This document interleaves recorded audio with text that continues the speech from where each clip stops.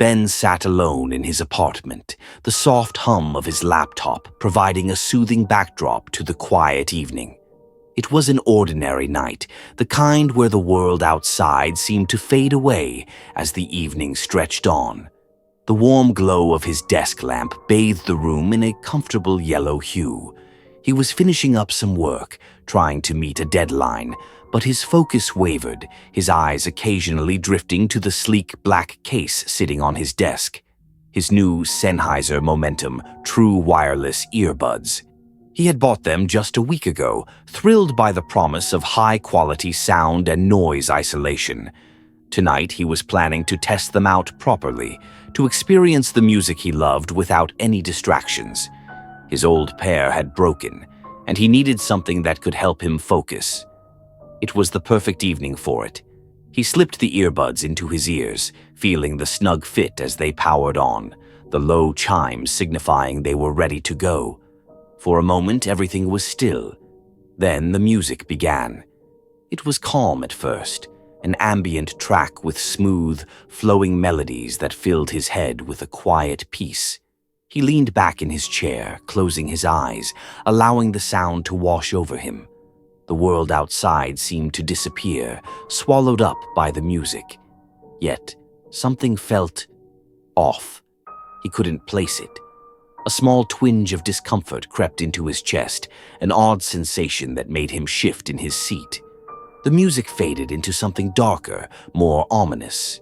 Ben's brow furrowed as the subtle change took place. What had started as relaxing melodies now carried an undertone of dissonance. He reached for the volume control, but his fingers brushed the edge of his desk. Nothing happened. He paused, confused. The volume was at an acceptable level, but the music seemed to vibrate in his skull, an unnatural resonance that made the hairs on the back of his neck stand up.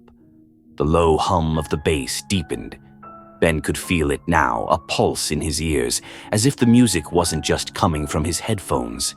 It was surrounding him, reverberating through the walls, the floor, the air.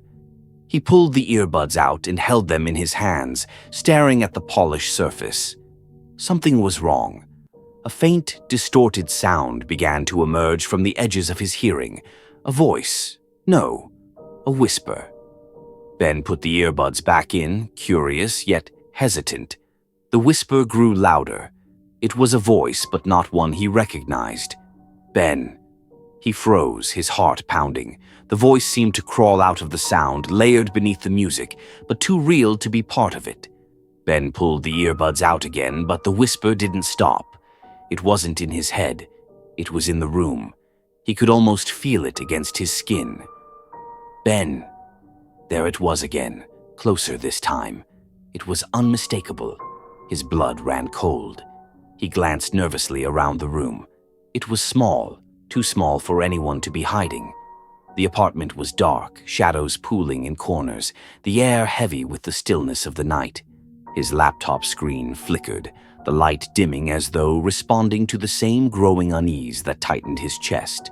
He tried to ignore the feeling, but his thoughts scattered like dry leaves in the wind. His mind raced, seeking logic. "Who's there?" he called, his voice barely a whisper, barely steady. Silence. Then the whisper again. This time it wasn't just a voice. It was a melody, an eerie, distorted tune, like something scraping its way into his ears. He shot up from his chair, eyes wide, the earbuds still in his hands. They had fallen silent, but the room felt colder now, suffused with an unseen presence.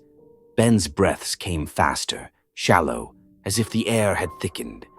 The music resumed suddenly, blasting in his ears, a cacophony of voices, so many voices, all layered together in a discordant, jarring symphony.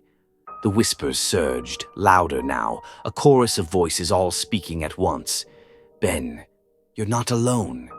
Ben's body trembled. The walls seemed to close in on him, the shadows in the corners of the room, lengthening, stretching, shifting. The voices were everywhere. He couldn't escape them. The sound of his heartbeat pounded in his chest, the rhythm matching the pulse in his ears. He staggered backward, stumbling over his chair, knocking it to the floor. The lights flickered again, casting the room in brief flashes of darkness. In that moment, he understood. The Sennheiser earbuds weren't just transmitting sound, they were transmitting something else, something far more sinister.